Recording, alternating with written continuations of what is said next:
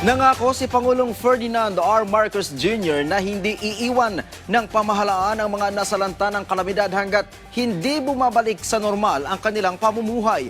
Ayon sa Pangulo, tuloy-tuloy ang gagawing pagtulong ng gobyerno kasama dyan ang relokasyon ng mga residente na nakatira sa mga no-build zones o mga lugar na hindi dapat tinatayuan ng bahay dahil mapanganib sa landslide o kaya naman ay baha.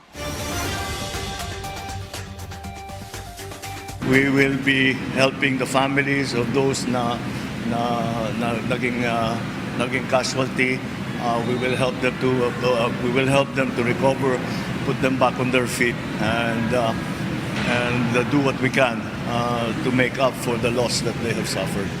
And that is, again, I made the same promise to Cebu, your governor and your mayor, that as long as the national government is needed, we will be here.